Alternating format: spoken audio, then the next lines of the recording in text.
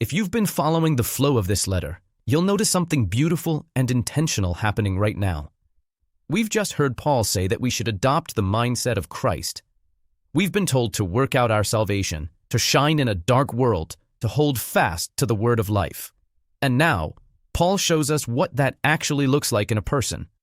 He introduces us to two living, breathing examples, Timothy and Epaphroditus. In this video, we're going to focus just on Timothy. Philippians chapter 2, verse 19 to 24. Let's read it together. Now I hope in the Lord Jesus to send Timothy to you soon, so that I too may be encouraged by news about you. For I have no one else like-minded, who will genuinely care about your interests. All seek their own interests, not those of Jesus Christ. But you know he's proven character, because he has served with me in the gospel ministry like a son with a father. Therefore, I hope to send him as soon as I see how things go with me. I am confident in the Lord that I myself will also come soon. Let's take a closer look. This section begins with an intimate tone. Paul isn't just giving a travel update. He's sharing his heart. He says, I hope in the Lord to send Timothy to you soon. And then, I have no one else like-minded. That phrase in Greek is isopsychos. It means equal in soul or same-souled. That's rare. Timothy was aligned with Paul, not just in doctrine, but in heart, in mindset, in passion for Christ. And then Paul says something that hits hard. All seek their own interests, not those of Jesus Christ. We've heard this theme before, haven't we? Back in chapter 2, verse 4, Paul told us, let each of you look not only to his own interests, but also to the interests of others. Now we see Timothy doing exactly that. He stands out. Paul says Timothy will genuinely care about your interests. The word genuinely here, Greek gnesios, means authentically, without pretense, without agenda. Timothy wasn't serving to be seen. He wasn't climbing ministry ladders. He genuinely loved the church. That's rare, even today. Let me ask you, do you care about others' spiritual growth, genuinely, or is it sometimes about how you're perceived? That's a convicting question for me, because true Christ-like leadership is about care, not control. Service, not spotlight. Timothy lived that. Now Paul says something every believer should long to hear. You know his proven character. The Greek word is dokime. It means tested, tried, refined. Timothy wasn't a flash in the pan. He wasn't charismatic without character. His life had been tested, and he came out faithful.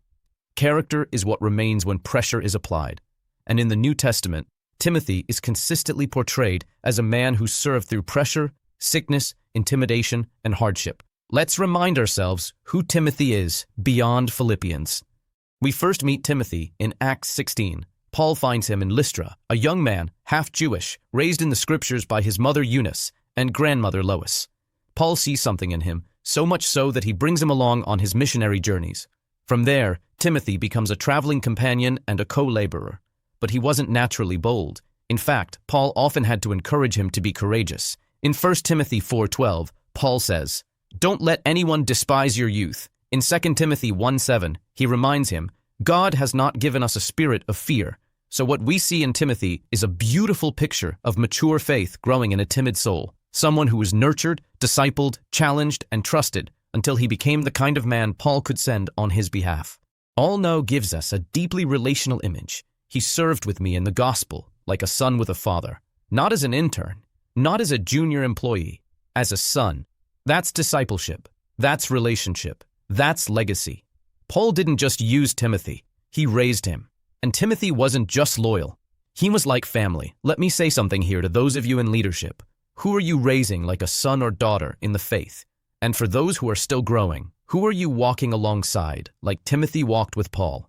This isn't just leadership strategy. It's spiritual family. It's how the gospel spreads, not just through preaching, but for people. Finally, Paul says he's hoping to send Timothy soon as I see how things go with me. He doesn't know if he'll be released from prison. He doesn't know how the trial will end. But he trusts Timothy. He knows that whether he stays or goes, Timothy will carry his heart. That's rare. But that's what happens when you walk closely with someone, when you disciple them, when you live out the gospel together in real life. So what can we learn from Timothy? Let me offer you a few takeaways from this humble man. Gospel maturity is shown in genuine care. People can sense when you're for real. Christ-like leaders serve with the heart of a son, not the spirit of a hireling. Are you serving from love, or for recognition. Character is formed in pressure, not comfort.